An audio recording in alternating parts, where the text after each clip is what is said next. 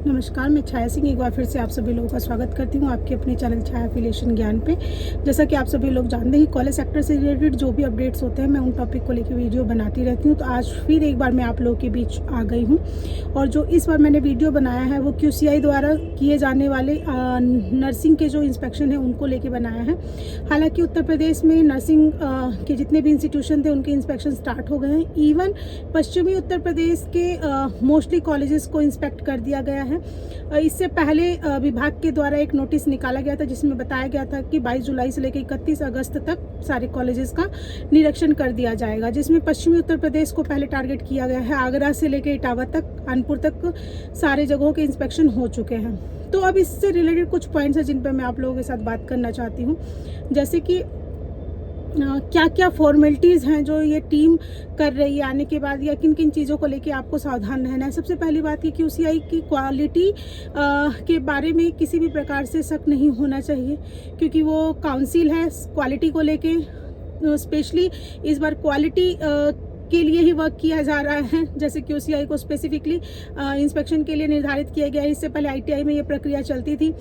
तो और जो नर्सिंग कॉलेजेस होते थे उनको इससे पहले स्टेट मेडिकल फैकल्टी और DGME के थ्रू टीम बना के इंस्पेक्ट किया जाता था। First time QCI second time new institution के लिए फर्स्ट टाइम है, बट एग्जिस्टिंग के लिए ये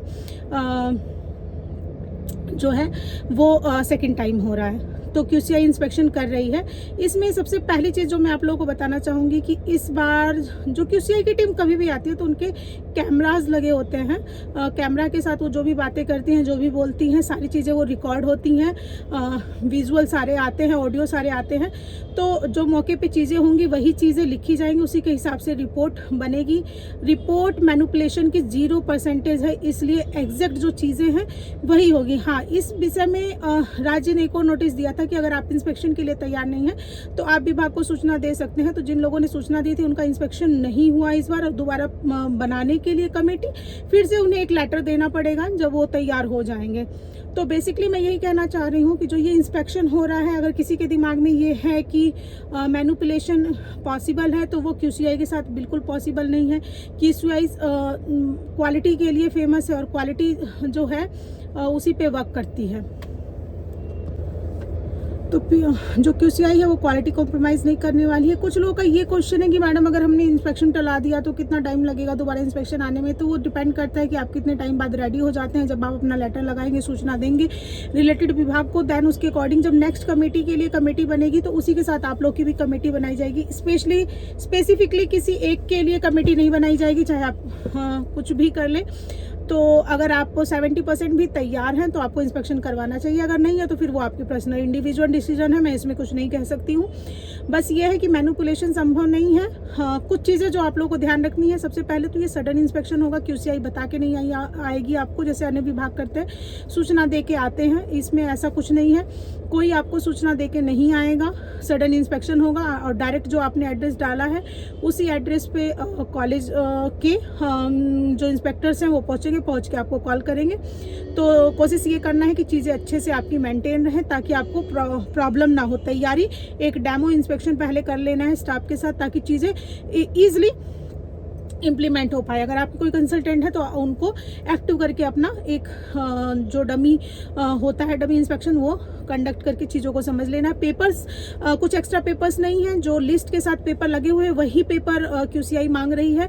जो ऑलरेडी इंस्पेक्शन का जो नोटिस आया था उसके साथ अटैच था वही सारे पेपर मांगे जा रहे हैं, उससे एक्स्ट्रा कुछ भी नहीं मांगा जा रहा है।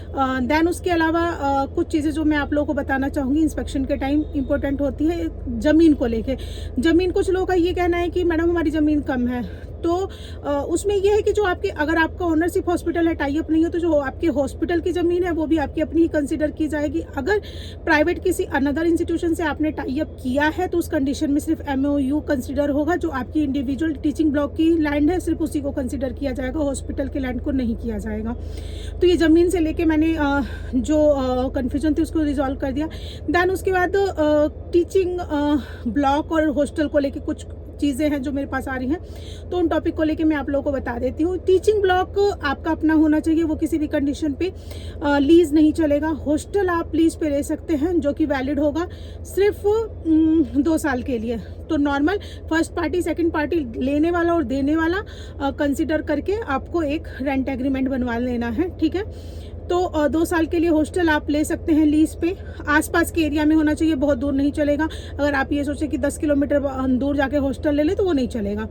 देन ये कुछ पॉइंट थे जो मैं आप लोगों के साथ डिस्कस करना चाहती थी। इसके अलावा एक और चीज़, सडन इंस्पेक्शन में कभी भी आपको टाइम नहीं मिलता है चीज़ों को तैयार करने का, तो आपको एडवांस में तैयारी करके रखनी पड़ेगी। और 31 अगस्त से पहले हर हाल में हर किसी का हो जाएगा, सिर्फ उनका नहीं होगा जिन्होंने लेटर दे दिया है कि हमें इस साल निरीक्षण नहीं चाहिए। तो उम्मीद करती हूँ कि आपको मेरी वीडियो अच्छी लगती है। अगर अच्छी लगती है तो चैनल को लाइक शेयर सब्सक्राइब करना ना भूलें। धन्यवाद।